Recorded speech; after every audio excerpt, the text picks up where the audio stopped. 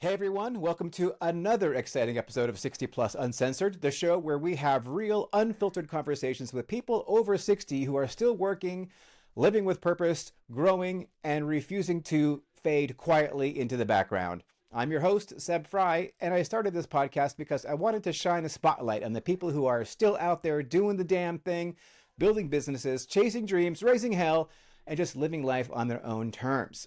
In this episode, my guest is Rafe Gomez. He's the co-owner of VC Incorporated Marketing, an award-winning provider of messaging, PR, and sales support services for organizations and CEOs across the country. Now, Google him because he has been featured in such media outlets as Entrepreneur, Fast Company, Inc. magazine, Forbes, CNBC, Startups magazine, and many, many more.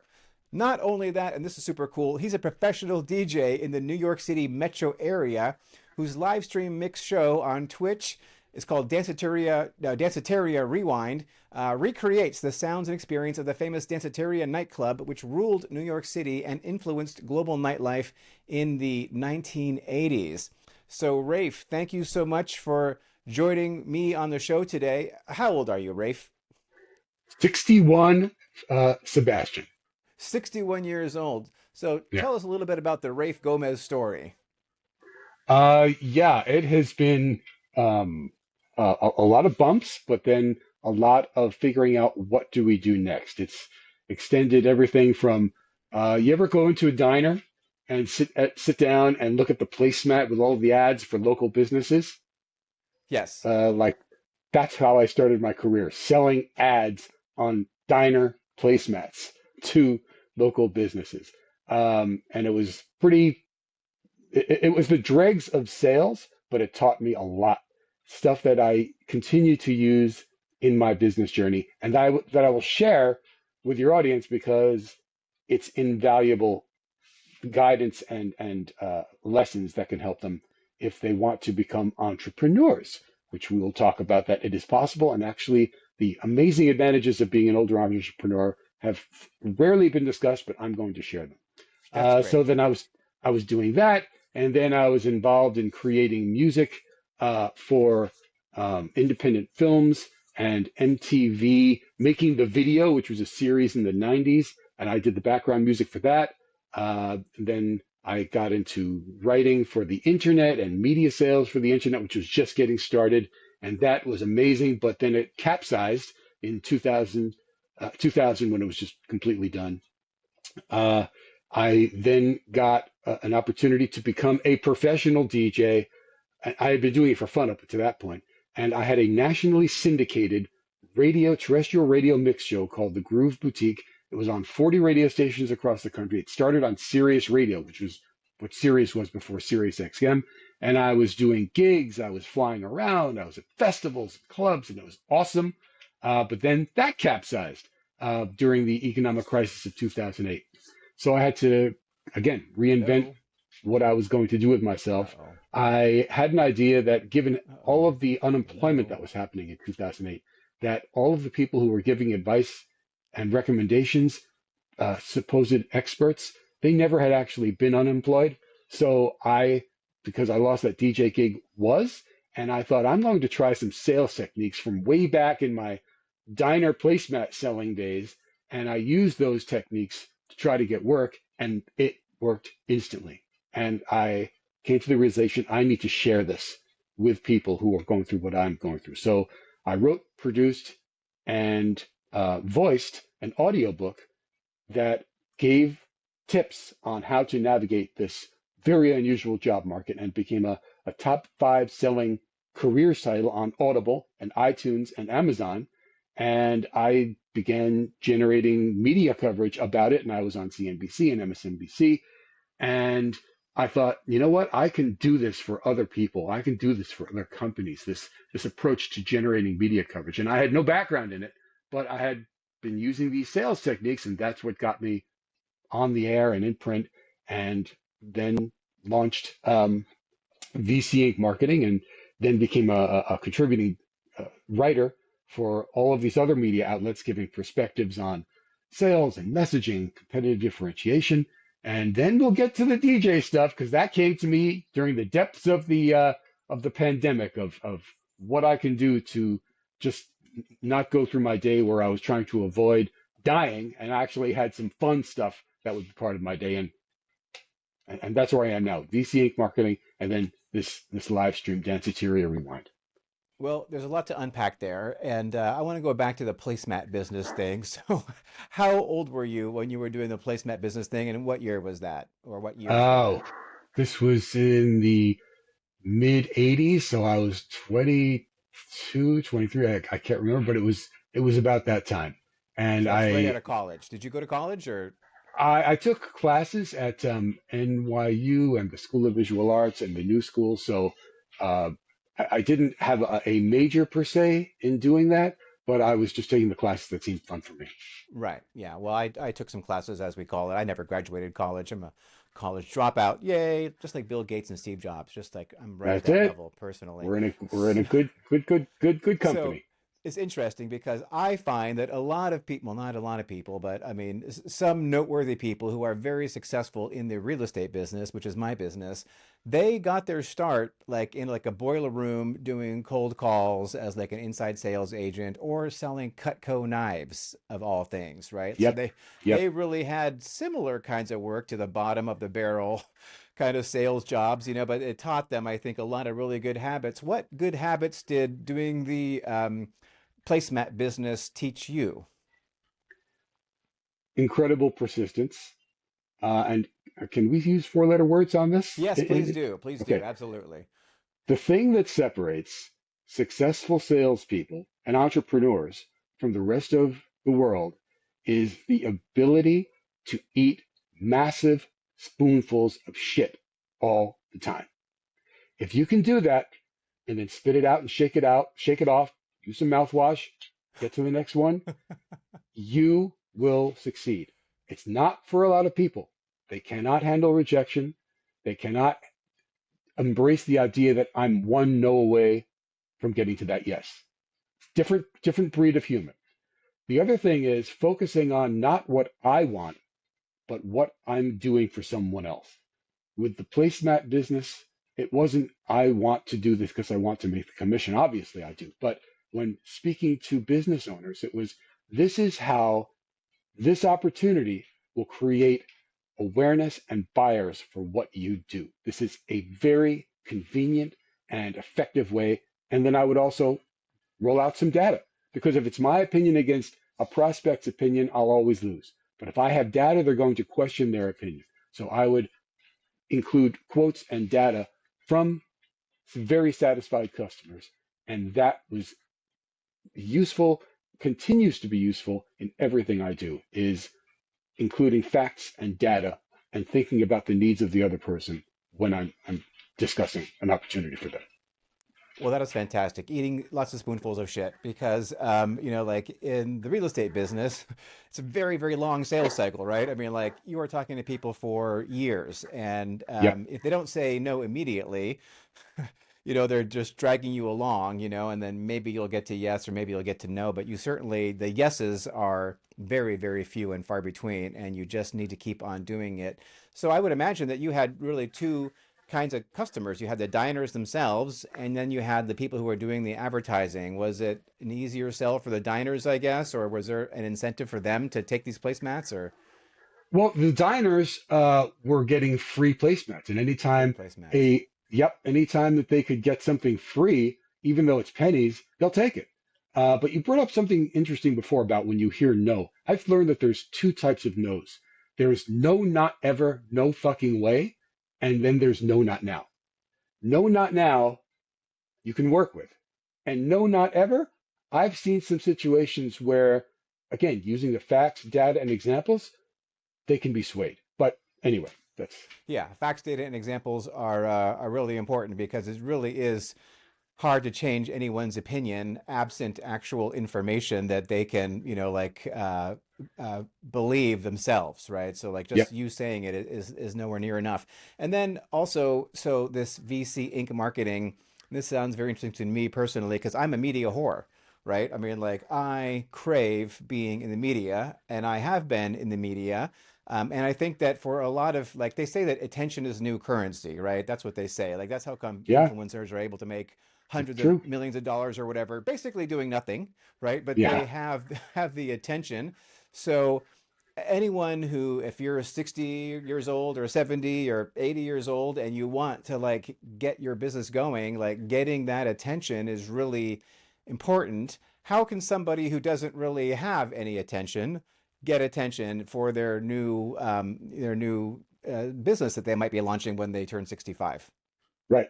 If the goal is I'm awesome, focus on me, you're dead. It will never happen. If your focus is I have, and this gets back to the diner placemats, I have devised a solution that will help you. Let me explain. It's education versus promotion. If you're trying to promote yourself, so is Tesla, so is Microsoft, so is Apple. Who cares? But if you have devised a zig where everyone else is zagging, the media will well, they'll sit at the edge of their chairs and say the three magic words that you're looking to hear. Tell me more. And if you embrace that philosophy of education, that's how you're going to get media attention. And it's stunning how much is possible if you really are aiming to help people. The business will come, the sales opportunities will come. But if your goal is to truly improve people's lives, and you have a methodology for that, and it's proven, it's bottomless. So basically, you kind of need to identify somebody's problem and differentiate yourself because, like, I mean, a lot of people have identified many problems, right? You know, like, I don't know, like, how do I reach the right customers for my locksmith business or whatever, right? I mean, like, that's, or, you know, or you lock yourself out of your house, how do you get back in, right? And so I don't think Inc. magazine is going to want to do a story on you unless you can show that you have what a novel solution, you differentiate yourself somehow. Like how can you turn like a simple problem solving business like that into something that's media worthy? Inc. magazine may not be the market of prospective buyers that you want. If you're in a particular community, it's that community that you would be aiming for. Inc. won't be useful for you. So if you write an op-ed for your local community news site about the three biggest mistakes people make when protecting their home and going on vacation, everybody's going to want that because you're kind of scaring the shit out of them, but you're also offering a solution. Or how warm weather can prevent you from, or will cause you from getting locked out of your house. You're coming up with ideas that are useful for people that tether into your expertise. You never have a sell line in there. And I'm the guy to help you. Of course, it's obvious because you are proving to be an authority and you're proving to be an expert, but you're trying to help individuals. And then if you think about the articles that you've clicked on, they probably tether with that message. If somebody was doing something that was pure promotional, uh, the Seb Frey real estate extravaganza. I'm awesome. Get on board. Call me. Ha, let's do this. It'll have limited traction. But if you come up with the three reasons way, how, or the best way to do this, or the worst thing to do in this situation, people will be fascinated, and you will differentiate yourself from the hard selling competitors in your in your market.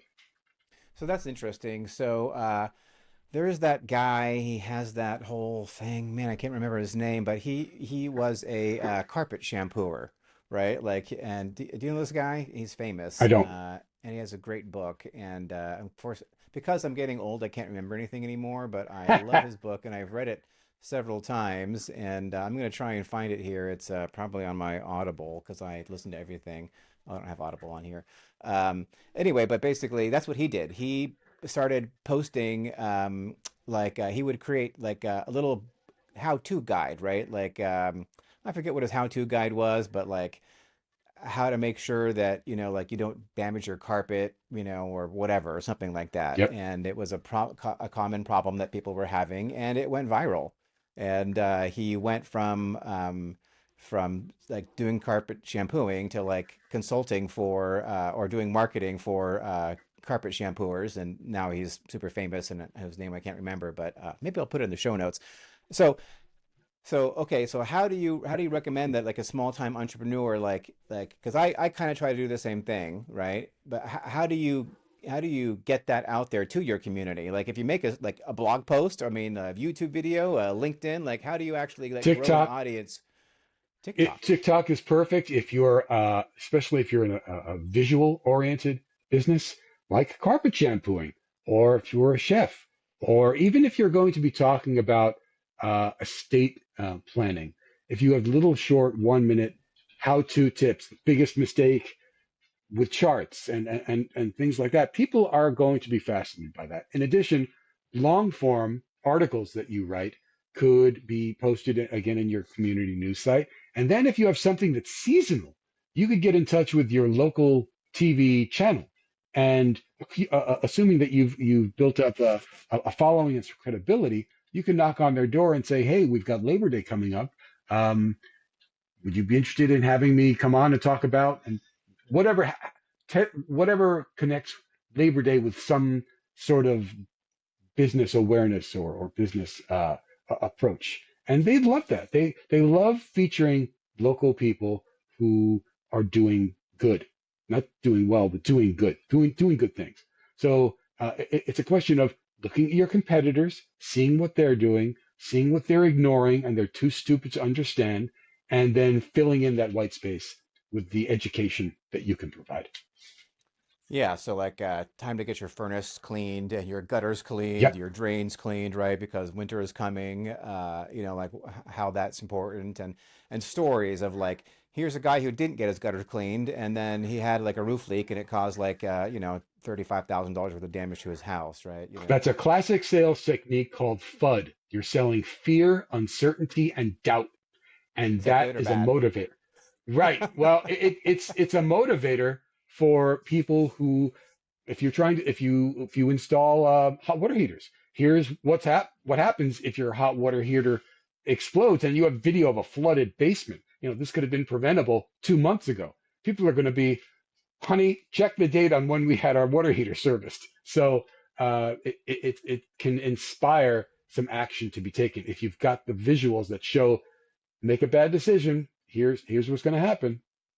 Right. So, I obviously have a face for TV. So, I want to be on TV. So, like, uh, you say knock on the door of the TV station. Like, I mean, if you knock on the door of the TV station, like, who do you actually ask for to like get a chance to go on to your local TV station? Well, if you're going to go TV, you need to have some sort of examples. So, do you have TikTok videos? Do you have this? So, you need to have stuff that validates that you are comfortable in front of a camera.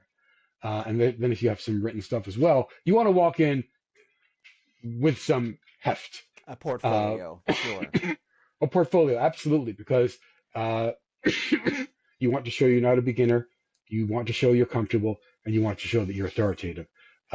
You would get in touch with, obviously, the news channels in your area. There is a role of someone called a booking producer. There is the news director. These folks, because if you think about it, the churn of what they need all day, all the time, they need something. They need stuff to put on the air. So, and gets back to the diner thing. You're not doing this to boost your business. You're doing this for them. You're giving them Right. something that's ready to go. You have the expertise, you have the experience, you have the visual appeal. You're great on camera. I'm ready to do this. Uh, Here's five ideas that we can run with today. So you want to do your homework before you start knocking on that door. And if you have accumulated a portfolio, and if you have ideas that would work based on what they do, based on the type of stories they show, and you want to go through their website, what kind of stories are or segments have they presented that you can reference, like the one that you did in October with blah blah blah blah blah. And it's having the receipts. It's having the awareness that I've got something for you, for your audience, and the idea that it would be useful for you is obvious, but you're leading with this other stuff. Right. So that made me remember the guy, Joe Polish. Have you heard about that guy, Joe Polish? I'm What's in going it to for look him them? up. Yeah. Oh So yeah, what's in it for me is a classic sales technique. yes, well, he wrote this book called "What's in It for Them," Oh, and okay. yeah, and it's all about like showing that, like being of service to other people as a way Yeah, to like, like get what you want, right? Like what Zig Ziglar said, right. you can get everything you want out of life if you just help other people get what they want, right? Yep. That kind of thing. So that's very interesting. So TikTok, like I always think of TikTok as like as a global platform, right? But you're saying that you can actually target a local market with TikTok. Is that an You effective can. strategy? Yes, you can target by age, by market.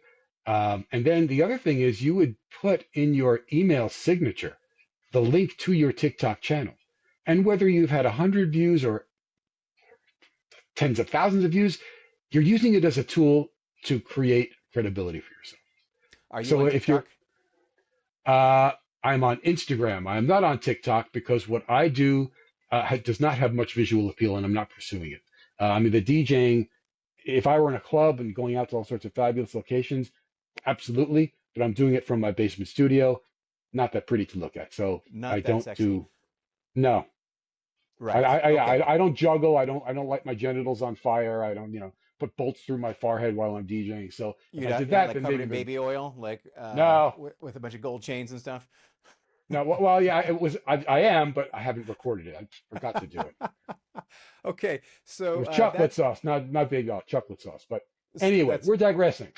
well. So okay, yeah, we are digressing, and but before we leave the TikTok thing, so you say target them. Is it by hashtag essentially, or are you talking about like paid media advertising on Yeah, TikTok? yes, you could do paid promotion, and you would set the price, and you can control everything. And there is an opportunity for you to be able to hit the exact prospective buyers by age, by demographic, with the theme of what you have. If the hashtag is real estate, yeah, you can craft it. But again, you don't want to obsess on having multiple millions of views. You want to sell the idea that you're comfortable doing this, and that there are ways that it can be an example if you want to do that local TV stuff, especially. Right. Plus, like Gary Vaynerchuk said, right, when he started like Wine Library TV, which is hilarious if you go back and look at the original ones, Yeah, right? Like no one was watching, and he said he didn't care, right? He said like I right. don't care so long as like if 10 people see this, if the right 10 people see this, then that's fine for me. Okay, so you like VC Inc. marketing then is not like locksmiths are maybe not your client. Like who is your client at VC Inc. marketing? Everybody, Seb, wants to sell more shit. I don't care what business you're in. Everybody wants to sell more. So our clients include an organic perfumery, a medical school CEO, an ed tech company that creates global curriculum for colleges, an AI data center talent recruiter. Everyone wants to sell more stuff. So how can we make that happen? The first thing is, and I get asked this all the time when I'm talking to new prospects, I say, well, we do carpet cleaning. Have you ever worked with carpet cleaning companies before? And I say, absolutely not. And that is to your advantage because I'm not a lifer. I'm going to give you perspectives that you've never had and your competitors would absolutely never have based on the pharma industry, manufacturing. All of these different industries have these specific little tools and techniques that they use. And I'm going to bring all of them to you, and your competitors will not only not understand it, they can't replicate it because they don't think that way. So that's the big advantage of what VC Inc. marketing has is the diversity of the industries that we work in and the number of different ways that we can have you decimate your clients so that you're scooping up all of their prospective buyers. So, like you mentioned that you've been in a lot of these magazines, like Fast Company, Forbes, CNBC, and all that. Um, I had a PR person in New York City for a while, and they didn't really do anything for me, to be honest. It was a complete Yeah, waste of and money. it is a total waste of money because what they usually say is, well, what do you have going on? And they're waiting for you to give them something to go out with. And that is lazy and annoying and not going to do the job. What our specialty is we create media coverage opportunities when you have no news. That's a sweet spot. And we do that by getting our clients quoted in articles written by journalists on a particular topic. We help get placed byline articles that the executives who we work with write and get them into the media outlets that their prospective buyers read. And again, this is with no news. This is with no new big news announcement. It's endless what's possible. But you have to be imaginative and persistent, and you have to understand what their competitors are doing. That's the first thing we do is a deep competitive analysis to see what other folks in their sphere are doing and not doing, and then jumping in and staking the claim in the white space is the term, finding the white space for them, creating opportunities where it's looking at what's very noisy and saying, okay, we're going to go where there's no noise. We're going to create opportunities where you're the only voice in the room, where you're the only person in the spotlight, and that will make it easier for buyers to understand exactly what you're saying. So there's a lot of what's the word? Uptake. When you start with a new client, there's a lot of that, a lot of discovery and research, and then ultimately we can come up with a battle plan for them.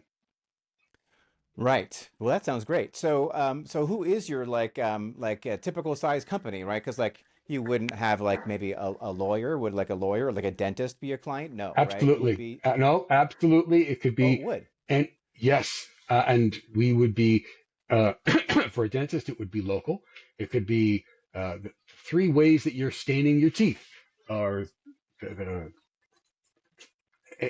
anything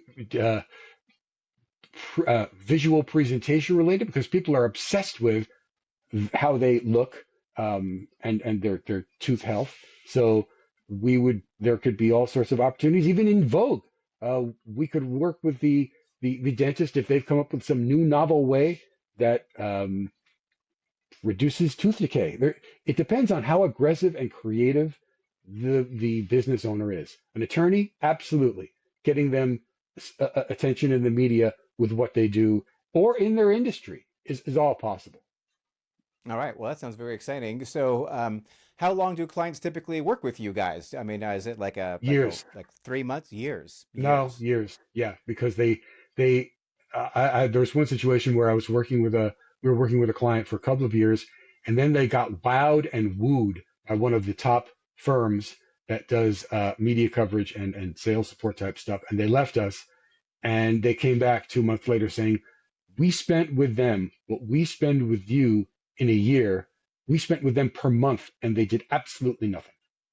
So my perspective is when a client wants to go and go elsewhere, I say, do it. Absolutely do it. And then let's talk when you're disgusted.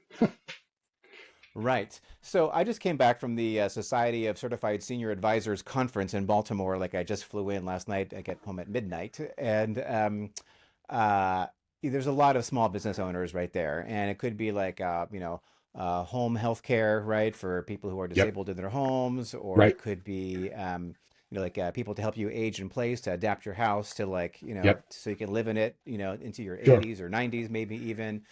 So these are a lot of smaller businesses, and so they might want to call VC Inc. marketing. And so how does all that work? Is it all done online? Is it do you come at an Sure. office or what?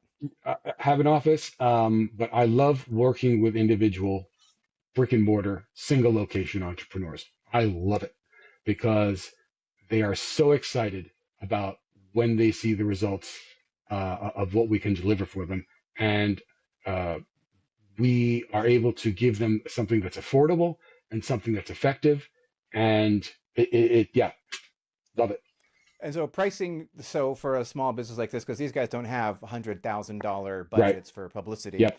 Um, is there standardized pricing, or is it really just depends on, by the hour or by I don't know, how does that work? It's not by the hour of the project. It's a monthly retainer. But what I usually say is, what do you want and what could you comfortably afford? That's what Right. I do with the individual business owners because I want it to be affordable. Affordable. We want them to be excited about this and not nervous about this. And when it comes to those guys, we can. We do a trial run just so they see the way it all works because they've never done it before, a lot of them, and they think it's some black arts magic guru stuff, but it really isn't, especially when we explain exactly what we're doing. We are selling the solutions that you provide to get media attention that will help you sell more stuff. That's the summation of it.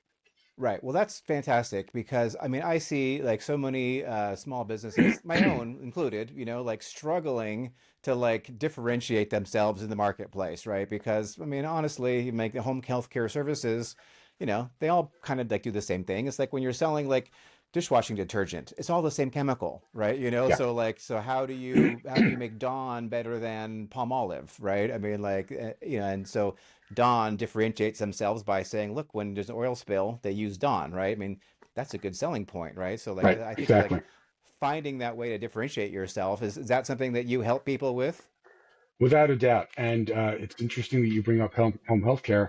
We are working with a company that provides consulting services for families that want to place seniors in senior living communities. So the way, and there's no news really. There's not like something Right. There's momentous not that's like a going new to. way to do that, right? No, but he has expertise. He has experience. So we've gotten him quoted in US News and Care.com and a bunch of pretty reputable news sites where he is sharing his recommendations, not selling once. He's sharing his recommendations. And now what he then can do is put on the front page of his website as featured in US News, as featured on care.com. So all of a sudden, the buying funnel, he has credibility. When people are talking to him right from the get-go, they see that and they say, okay, this guy seems to know what he's talking about. So it moves them closer to a buy because they feel comfortable with his experience and his expertise and passion. So there's an example of anybody. If you are truly out for thrilling your buyers, you can have this kind of approach. If it's a quick money thing, uh, we have fired some clients because it was all about that. It just didn't Right. work. It's a long-term strategy oftentimes, right? It's like it's not like you Yes. can go into like Money Magazine and then tomorrow you're going to have, 20 new accounts or whatever, right? It's definitely a longer term proposition. So that sounds incredible. That sounds great. And if there are any people who are like, small entrepreneurs who are wanting to like get some, gasoline into their motor of their business, like getting an audience and being seen as an expert, that basically Yep. I think is the smart way to go about doing it because It- that's something you can leverage as opposed to like knocking on doors. You can't really scale that. no, no. And the other thing is, Seb, once we deliver this, what are you going to do with it? It's not just it gets posted or it gets published, and then there's going to be a parade of new customers. You then have to take it. You then have to use it. You have to put it on your website and your email signature as featured in, or when you're going to prospect, you send them the link, and you're not selling. Hey, FYI, just got featured in CNBC. They did a story about real estate changes and how it's affecting independent real estate people. Enjoy. Here's the link. Boom. And that prospect, one, they're not being hard sold by you, but two, they're like, holy shit, Seb's in CNBC? Okay. My take on it just went from here to all the way up here. It's adding comfort to your buyer's perspective and perception of you. And it's not you saying it, it's the media saying it. If you say I'm awesome, it's like somebody saying, hey, I'm good looking. Whoa, yeah, shut the fuck up. But if Bravo does a story about how beautiful or good looking a particular person is, that's a third party saying it. So it must be true. And the same thing with media coverage. If a third party reputable news source is featuring you and your business and your perspective, there's something about what you're doing that's different or better than what your competitors are doing. That's the perception. And that's what business owners need to run with when they get this kind of coverage. How are you going to take it and use it in your pitching and your interactions to help you close more deals? Right on. I'm all about that. So I'm going to encourage anybody who is like, looking to start a business or improve their business to reach out to you. Like, what's your website? How do people find you for Yep. VC Inc. marketing? VCinkmarketing.com. And I'm going to say, give you some other stuff because it's one thing for me to say all this stuff and somebody listening going, this guy, he's just talking all this shit, trying to get this stuff going, and he doesn't even do it. But I do this myself. I've written stories for, I'll tell you, Fast Company. I wrote a story called Three Things Business Leaders Can Learn from Bon Jovi's 40-Year Longevity. And it's based on the Hulu documentary about Bon Jovi. So I watched it and I examined it, and it's a fun story. It's in Fast Company, and somebody reads this, and it's valuable to them because all of the things that he's done for his success, any business owner can follow. And then someone gets to the end and goes, "Huh, I've never heard this take before. This guy might have something." So if I'm telling my clients to do this, I'm doing it for myself. I'll give you another example. I did a similar story. This was a funny thing. 4 leadership lessons from Negan, the latest villain on The Walking Dead. And it was a comedy article talking about how he's this innovative business leader because he gets people's attention by using a bat with barbed wire on it. So it was a fun little spin, but I'm taking everything that I'm recommending and I'm doing it myself. I'm not just saying this is what you should do. Listen to me, I'm a genius. I'm saying check out this. This is what I've done, and it's been very effective for me. And this is an example of what we can do for you. It adds validity to what we're presenting. So I'm doing So this all the time. I saw those articles, the one about Negan, and so like so this is an article that you wrote yourself Yeah, and that you yeah, submitted to Fast Company, and then absolutely. they just said, They "Hey, we're going to put published this it. in our for free." Yep, yep. They put it in. That's the thing about media coverage is you're not paying for it. You're not paying your local TV station to do a segment about you. You're not paying um, your local community news site to run a piece with your recommendations. It's free. They need content, but they need it from credible, authoritative sources. So when my stuff has been featured in CNBC, Startups Magazine, Fast Company, Inc., Entrepreneur, I don't pay anything for any of that because I am creating this stuff that is going to be used by them as content. And I come in with credibility because look at my portfolio. And I'm also presenting a perspective that they haven't had and they haven't featured. I'm zigging where everybody else has zagged. And here's an example of it. Would you like to post this or publish it? And in most cases, the answer is, yeah, this is fun. Okay, sure. Let's absolutely do this. So, but you know who to call at Fast Company, right? So, like, if Yep. a Joe Normal tries to do that, I mean, I would imagine they wouldn't get too far. So, you have No, the it would connections take them a at. while. It may take them a while and they may get lucky, but the connection point between who needs to be aware of this at the media outlet and me is like the distance is that. But for somebody else, it's going to be a much bigger learning curve. But if they're working with you, then you can get them to the front of the line. Can you not Front shorten of the that line, distance? there would be no distance. It would be Right, front of the line. Well, I'm going to have to talk to you about that offline because, as I mentioned, I'm a media whore, and I okay, also like to write. I fancy myself a perfect. not terrible writer, and even though a lot of my writing today is ChatGPT, I still can actually string a sentence together. So Good. that's fantastic, and we'll have all that in the show notes. But I want to talk about the DJ thing and like how do you have the energy, man, to like do this day job at VC Inc. marketing and then have this DJ thing? Like, where's that come from, Rafe? Like, how do you eat Wheaties for breakfast or like what's I'm sure Max caffeine gum and Vitor energy mints. Oh, Okay, I well, I can't can't see get in that. there. It's not But coming through. yeah, so those things I am on drip through the day, and it doesn't get me nuts. It just gets me up to zero so I can keep it going. And in the beginning of the day, I start with a coffee drink that I make myself. I call it a Wussachino. It's 5 scoops of Ovaltine and 3 scoops of instant espresso. And it tastes good. And it's like, let's go. Boom. So So, but do you like work out? Do you like watch what you I eat? try. Do you Yeah, definitely. I'm very careful about what I eat. I try to, I'm not a vegetarian or a vegan, but I like to incorporate a lot of plant-based stuff. It's just easy to digest, and it's delicious when presented right. I try to get in movement and working out in where it can fit. I'm just trying to maintain the longevity, man. I just want to do the smart things for me, and then that allows me to be able to do stuff like the DJ.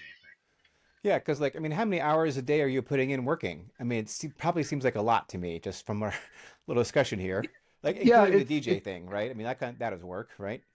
yes, absolutely. It's chopped up. Probably 8 to 10, and then the DJ stuff I tack on another hour or so. But the DJ thing is a pleasure, and it's an escape, and it's fun, and it exercises a part of my brain that is not being exercised during the day with the day gig. It's creativity, it's choosing the right songs, it's finding the best ways that they could be linked together. There's a way that I do it. DJing is called beat matching, which DJs don't really do anymore. It's something that was done in the 80s with 80s style, where you're finding songs in corresponding keys and also with rhythmically and similar beats per minute. And you're finding the ways to overlap them so that you can't tell when one has gone into the next. It used to be the way, but now it's not so much really the way. There's a whole different way of doing it, which I can't do. So I when I started doing this Danceteria thing, because it's a recreation of this 80s experience, I said, let me DJ it the way it was DJed back then.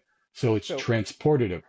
this Danceteria. So was this a club that you personally went to? Was it famous? Like who Yep. made it famous? Like tell us more It about was Danceteria. It was globally famous. It was at 30 West 21st Street. I snuck in there when I was a kid. I got a fake ID from Times Square, from Playland Video Arcade. This is a piece of shit piece of paper with a bad black and white photo. But the guys at the front of the door were like,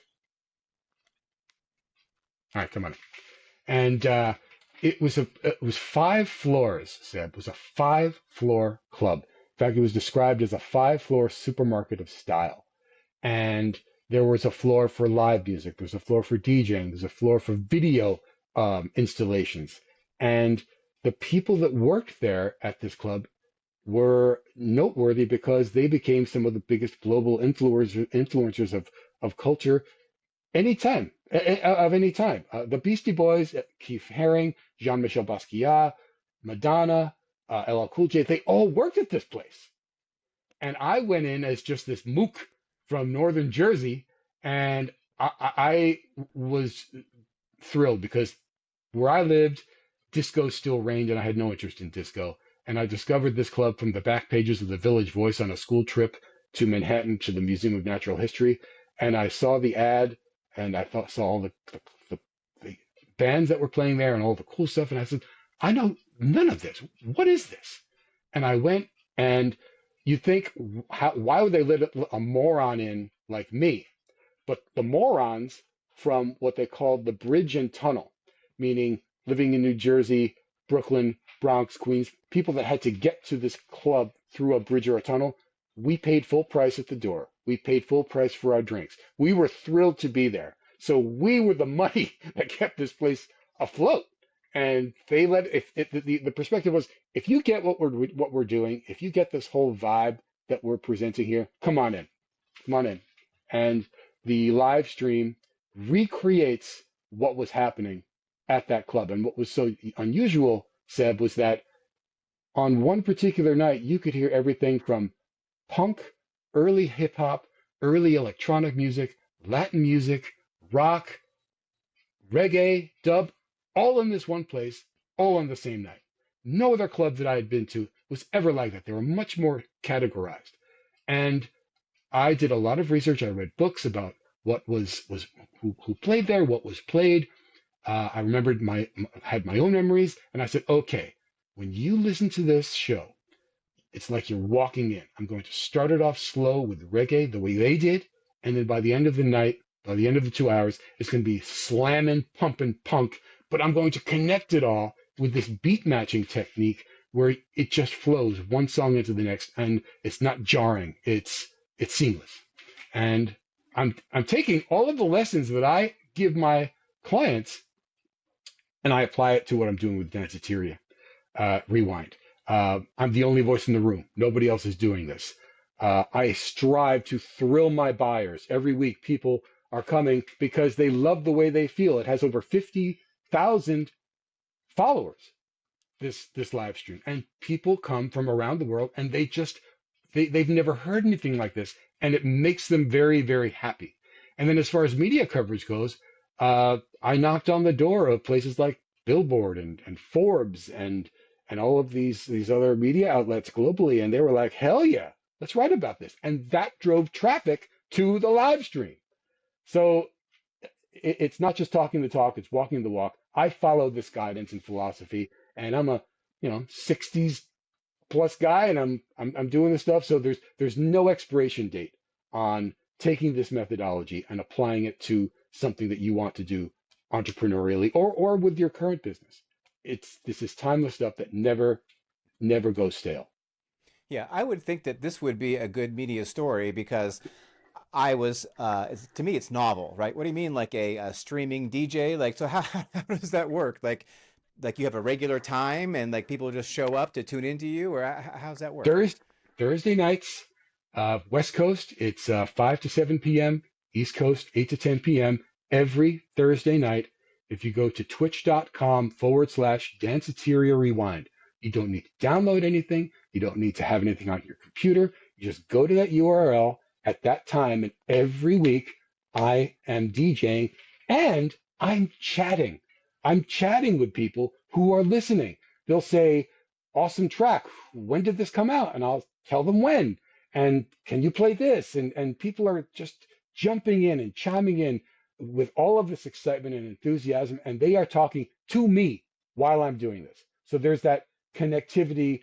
There is that community that is being built among people who are experiencing this. So it makes it just a tremendous amount of fun. So it's a stream, so there's video as well as audio. Like, and Well, if it's what? video, what are you showing video? Like, you're showing Yeah, like videos from MTV or what? no. The video is just a loop that I created of me with different photos because of most DJs on Twitch, they have the camera going and they show them DJing. But what I do, this technique of beat matching, it sounds awesome, but it is boring as fuck to watch. There's no scratching. There's none of that, cool stuff. It's so boring. So I thought, okay, rather than just try to make this visually appealing, which it is not, I'm just going to have this loop of me, and this is the logo of Danceteria, by the way, the original Danceteria.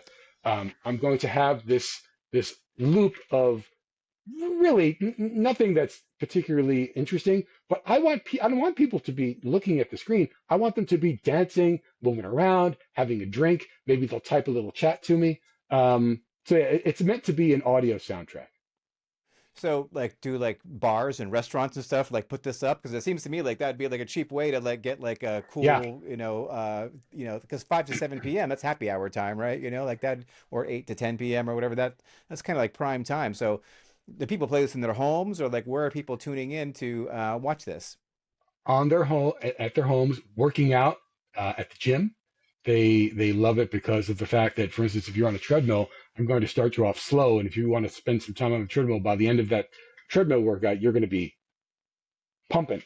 Um, there is a nightclub in Sao Paulo, Brazil, that even though the time is different, the time differentiation, somehow they're able to use it for their customers. But yeah, it's exactly it's tailor made for a bar. So how do you monetize this, or do you monetize this? There are commercials that run on before the stream begins, and so I get paid with a portion of that. But I'm in the long game on this, Deb. I am looking to be able to continue generating media coverage so that ultimately I would like this to be on terrestrial radio, meaning radio that you could listen to as a radio station would be considered. Um, not satellite radio or internet radio. And I also then would be able to convert that into gig opportunities and to perform this live in clubs. So I've been speaking to prospective sponsors. We will see what happens. But in the meantime, that is the long game. But on the positive side, I love doing it.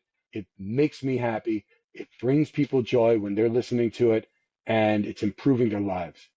So it delivers some significant non-monetary benefits at this point. Right. Well, I mean, so basically, you want to basically have the show syndicated on terrestrial radio, and then at that point, it would still be live, or it would just be like recorded. No, it would be pre-recorded, but I would still do the weekly live stream because it's so much fun. In addition, Right. And so, like, are these like I with Twitch? Can you go back and like see like past broadcasts, or is it just live and no, it's done gone? it's live and it's done gone because I don't own the copyrights to the music, so I can't make it an accessible content. But Seb, but Seb, what I'd like to do is I'd like to have all of this content made available through a deal that I can do with Apple Music or with Spotify or with YouTube Music so that my entire library is available 24/7 uh, on demand of these shows that people can enjoy at all times. So that's another second revenue stream that I will hopefully be able to make happen. Well, that would be awesome. And I get the feeling that you're actually going to make that happen. I mean, it seems like it could happen. So, Rafe, talking to you, like I get the feeling that you're the real deal, you know? I really feel like you are somebody that I could turn to for like help with like PR, and I'm not a DJ, and the only music I listen to really is the Grateful Dead, to be honest. But why do you think that it is people who are like, like 60, 70? What makes them like be the best kind of entrepreneur, right? Because a lot of people are trying to wind down at when they hit 60, 65, and I don't see why. What do you think? I mean, like, is it practical for people who are, like in the last back third of their lives to like really like launch a new career and be successful? So I'm going to read you some sections of an article from Forbes about the overlooked, it's called The Overlooked Advantage That Many Older Entrepreneurs Have. And in this story, the author says older entrepreneurs have credibility. They have industry experience, domain experience, and the kind of relationships that can take years to cultivate. They've seen it all, so they can spot opportunities that others miss. They know the rules of their business and how to break them. They also know which problems need to be solved because they have encountered these problems too many times themselves. Now, if somebody wants to retire and enjoy that retirement, my God, absolutely do it. But once they are trending down or the clock is ticking on their current career, or even during their current career, they may have a perspective on their industry. They've seen inefficiencies. There's something that everybody, all of their peers complain about. There's something that's way too expensive because it's done this particular way, but for some reason, everybody does it. That is the perfect opportunity for an older entrepreneur to jump in and make their solution available. I'm not saying create a startup with, I don't know, hamster flavored coffee because it just sounds awesome. I'm that's some crazy ass stuff. I'm saying within your business, within your career, you have seen stuff that could be done better, and you could be the guy or woman to offer a solution to that. So in that sense, that's where an older entrepreneur can leverage what they've done throughout their entire careers and say, I I know there's a lot of people out there that would look at this the same way I do. I'm going to make some inquiries so they can maybe test it out. They can talk to their other people in their industry, other prospective buyers, feel it out. But they have such maturity and experience. I mean, when I'll tell you another part of this that's fascinating. Um, so 32% of startup owners under 45 said getting a business license is difficult. which is a process that confounded only 20% of older entrepreneurs. They know how to do stuff. They know how to cut through the red tape. They understand the game, where the kids don't. It takes them a long time to figure it out. Or they hire a guy who's in his 60s to be an advisor and help them with this journey. So that's why I am sold on the idea that if you never think of yourself as being over the hill, or never think of yourself as being that you've aged out of being a potential entrepreneur, you are so incredibly wrong, because there's no better time for you to be able to minimize your mistakes, maximize what you've learned over your years, and create a whole new way of approaching a career. Yeah, I mean, I think that the older you get, certainly the wiser you get, and then you have a perspective, and a long-term view that you just can't have, right? I mean, like you just can't have that when you're 25 or 35, No. right? I mean, like you really haven't, you don't have all those decades to look back and like see what works, what doesn't work, what matters, what really doesn't matter. And then, like you see, like, I mean, there are a lot of people who are pretty old these days, like who are just crushing it, right? I mean, like Trump, I mean, like him or hate him, he's crushing it, right? And Nancy Pelosi, or like, I mean, like there's a lot of the Rolling Stones, right? I just want Grateful Dead 60 thing in San Francisco, right? I mean, these people are 80 close plus whatever years old, right? Yep. I mean, like, and they're still delivering at a way, like when I look at my own parents, they're 81 and 82. They look every day of 81 and 82, right? But like some people who are 81 and 82, they look like they're 61 and 62, right? Yeah. And a lot of Yep. that has to do, I think, with like having a purpose in your life, right? Because so many people, they just check out. Like, I get it. You're a coal miner. So you hit 65, you probably might be done, right? You might just say, I'm Yeah. going to sit on my porch until I'm 70 and die, right? But I think a lot of people, like they get to 65 or whatever, or 60, or they retire early, and like, what are they going to do, right? Like, why give it up, right? Like, why not go Right. out there and continue to have fun being a DJ, or like running like a PR firm, right? Like, why not? I mean, like if you have the energy and you have the will, there's no reason why you would stop. Is there? No, there isn't. And there's another attribute of being an older entrepreneur that people overlook, and that is they have a high EQ, emotional intelligence quotient. That means that when things go well, or when things go poorly, they don't lose their shit. When you're young and things go badly, you're throwing stuff against the wall, you're losing your mind. When things go great, you're throwing back Jägermeister shots and thinking that you're going to crush it forever. Older entrepreneurs, the energy is steadier. It's like when things go bad, okay, well, let's look at this. Let's study it and let's give it a second. When things go great, awesome, excellent. Let's keep going.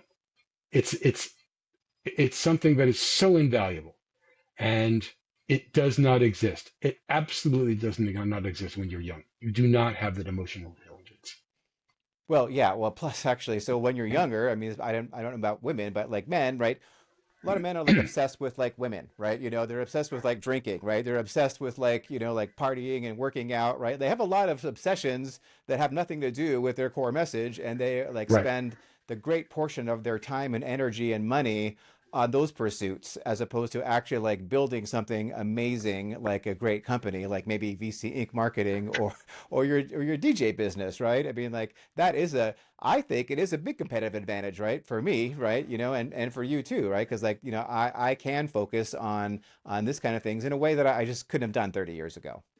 Absolutely not. So if someone is older and thinking that entrepreneurship's not for me, too risky, too crazy, I will differ with you and disagree with you. And by the end of our conversation, uh, you will realize that you must do this. You must do this. You have so much to offer that you are not recognizing or realizing, and it's an attribute. Your age is an attribute. Your age is an attribute.